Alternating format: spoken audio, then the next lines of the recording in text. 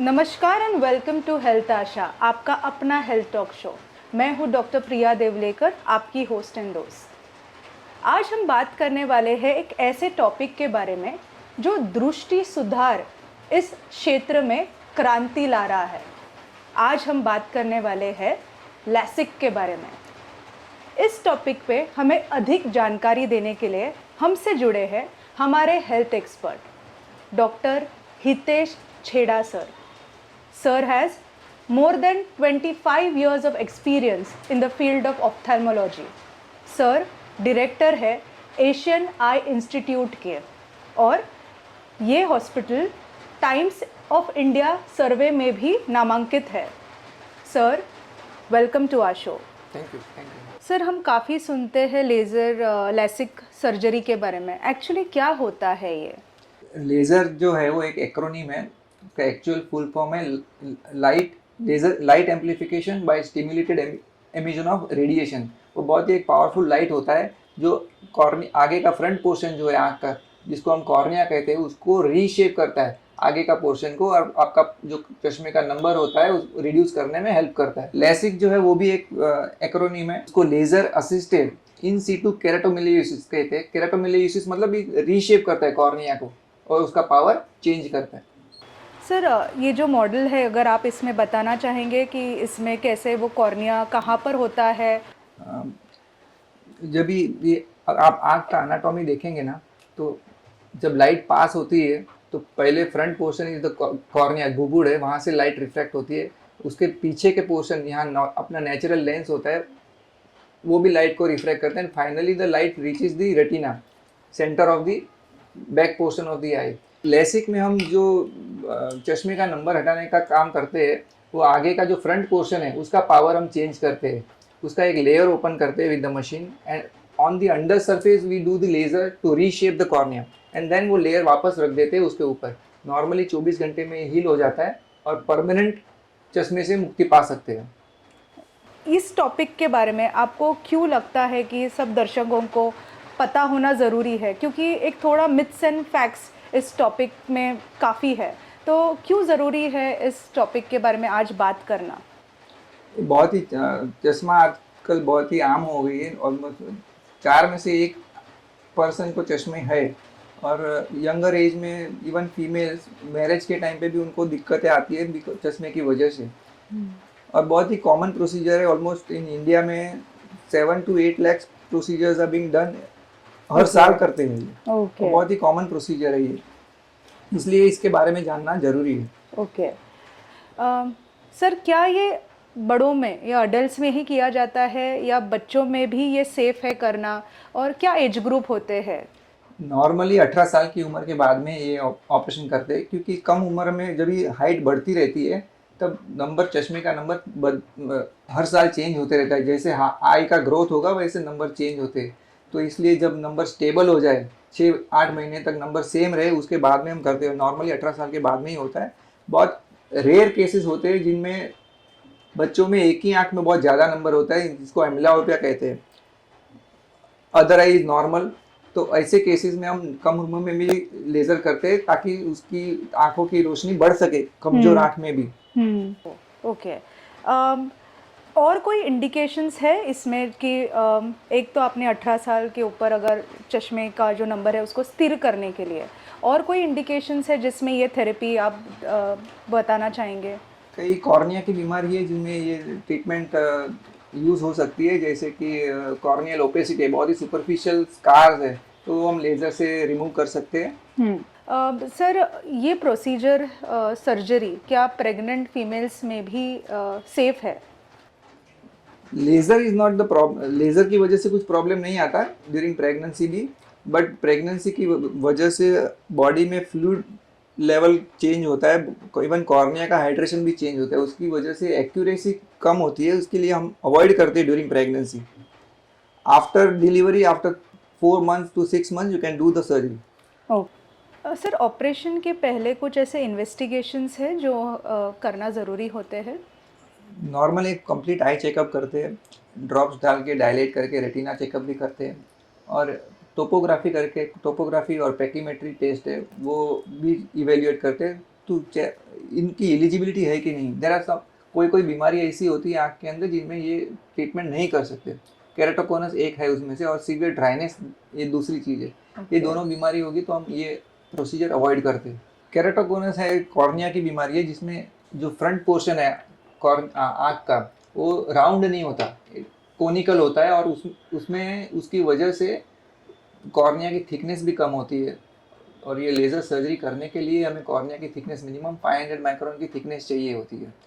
Layer का thickness around 100 micron होता है, तो वो थिकनेस कम होती है, इसलिए हम अवॉइड करते हैं ये सर्जरी। और ये सर्जरी अगर सर्जरी किया भी तो और थिकनेस कम हो जाती है और केराटोकोनस का प्रोग्रेशन बहुत फास्ट होता है।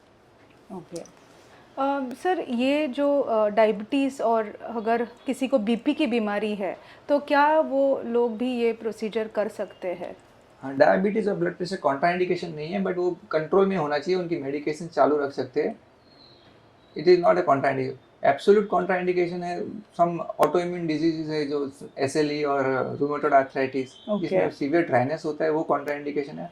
और इम्यून डेफिशिएंसी स्टेट्स है, वो कॉन्ट्राइंडिकेशन है। अनकंट्रोल्ड डायबिटीज़ है, वो कॉन्ट्राइंडिकेशन है। सर, आप अगर किसी पेशेंट को अगर कहते हैं कि लेज़र थेरेपी या लैसिक के लिए जाना है तो क्या प्री प्रिपरेशंस आप बताते हैं? बिफोर द सर्जरी जब अपॉइंटमेंट हम देते हैं तो हम उनको एक हफ्ते पहले अगर कॉन्टैक्ट लेंस वगैरह यूज़ करते होंगे तो कॉन्टैक्ट लेंस पहनने के लिए मनाही करते। ऑपरेशन के दिन जब उन्हें आना है तब एक एंटीबायोटिक आई ड्रॉप्स भी एक दिन पहले से चालू करना होता है। और आई मेकअप जो है, आई लाइनर वगैरह, वो अवॉइड करना है। और एक और चीज़ जो है वो परफ्यूम्स नहीं लगाना चाहिए, बिकॉज जो स्मेल होती है परफ्यूम की उसकी वजह से वो लेज़र एनर्जी अफेक्ट होती है और उससे रिजल्ट में फ़र्क पड़ता है। इसलिए कोई परफ्यूम नहीं लगाना चाहिए ऑपरेशन के दिन पे। इतनी इंस्ट्रक्शंस हम देते हैं पेशेंट्स। ओके कितने देर का ये प्रोसीजर होता है? Total time we will take around half an hour for both दोनों आंखों के लिए 30 मिनट तक का समय लगता है। ऑपरेशन के पहले का जो प्रिपरेशन है और ऑपरेशन के बाद में अराउंड 1 घंटे तक हम बिठाते हैं पेशेंट्स को, बाद में चेक करते, देन 2 घंटे के बाद हम डिस्चार्ज कर देते हैं। तो डे के प्रोसीजर है, एडमिट होने की ज़रूरत नहीं होती है। अच्छा, सो ये डे केयर प्रोसीजर है। ओके सर, आपने कहा कि आई मेकअप या ऐसा नहीं करना है, बट हमारे फीमेल दर्शक ये जानना चाहते हैं कि क्या प्रोसीजर के कितने दिन के बाद ये आईलाइनर्स और 15 दिन के बाद वो सब कर सकते हैं। 15 दिन तक अवॉइड करना चाहिए, क्योंकि आप वॉश नहीं कर पाएंगे, आई वॉश भी नहीं कर पाएंगे, पानी आँख में नहीं जाना चाहिए 15 दिन तक। ऑपरेशन के बाद में आपको हेड बाथ भी नहीं करना है, अवॉइड करना है पानी आँख में जाए। ओके ओके सर, अगर हम जानना चाहते हैं आपसे तो प्रोसीजर के दौरान क्या एनेस्थीसिया दिया जाता है? एनेस्थीसिया सिर्फ हम ड्रॉप्स डालते हैं, पैराकेन ड्रॉप्स होते हैं, उससे आँख नम हो जाती है और उससे पेशेंट को कोई फील नहीं होता। ड्यूरिंग द ऑपरेशन उनको पेशेंट को सिर्फ एक स्पिकुलम डालते हैं जिससे आँख ओपन रहे, और पेशेंट को सिर्फ एक लाइट में देखना रहता है एक जगह पे when the laser is being done. It takes around less than a minute for the laser to do the work. The entire procedure will take around 10 to 15 minutes. तो पेशेंट तभी कॉन्शियस ही रहता है? वो जो ऐसे पेशेंट को conscious रहना है और पेशेंट को कोऑपरेट भी करना है और पेशेंट को कंटिन्यूअसली एक जगह पे लाइट में देखना है। अच्छा सर, एक एंजाइटी होती है कि अगर एनेस्थेसिया का इफेक्ट चला जाता है, या कैसे उसको आप मेंटेन रखते हैं?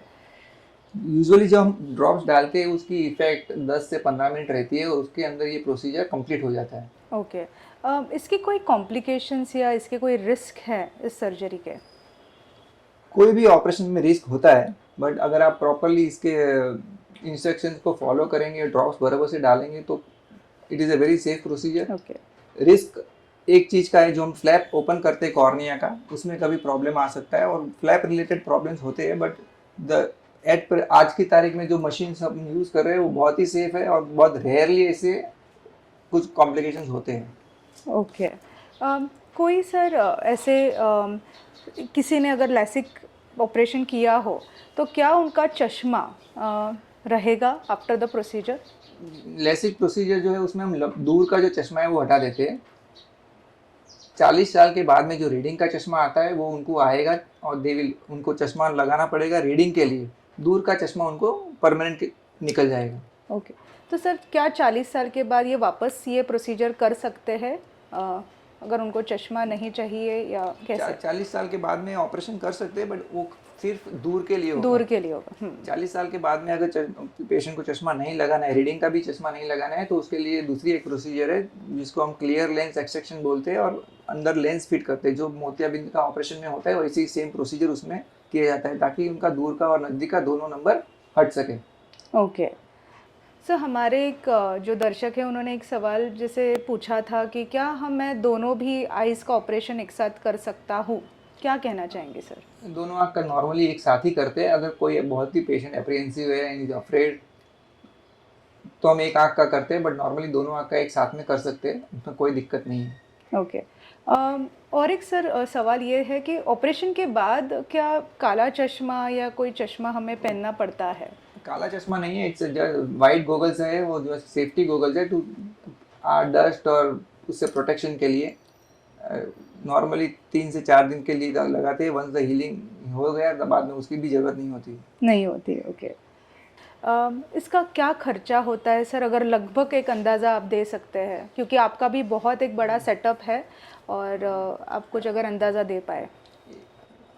नॉर्मली अराउंड 25,000 से लेके 1 लाख तक का खर्चा आता है, depending upon the type of the hospital that you visit. Okay ये इंश्योरेंस स्कीम में कवर्ड है? पर्सनल इंश्योरेंस में ये कवर नहीं है, क्योंकि इसको कॉस्मेटिक सर्जरी के अंदर कैटेगराइज किया गया है।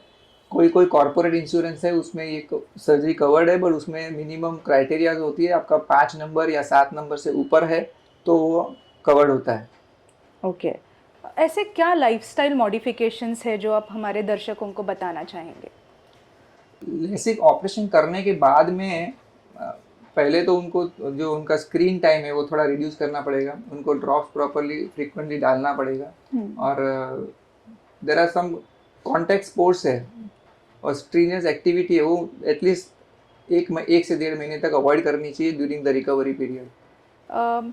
सर कोई ऐसे मैसेज जो आप हमारे दर्शकों को देना चाहेंगे रिलेटेड टू दिस प्रोसीजर या ओवरऑल आई हेल्थ के बारे में? लेसिक एक बहुत ही सेफ प्रोसीजर है, जिससे आप चश्मे के नंबर से मुक्ति पा सकते हैं। बहुत ही डे केयर प्रोसीजर है, आधा से 1 घंटे के अंदर ये सब प्रोसीजर कंप्लीट हो जाती है। 2-3 दिन का रेस्ट लेने के बाद आप अपना नॉर्मल एक्टिविटी भी कर सकते हैं, और if you follow the instructions properly and put the drops properly, बहुत ही सेफ प्रोसीजर है और इससे कोई घबराने की ज़रूरत नहीं है।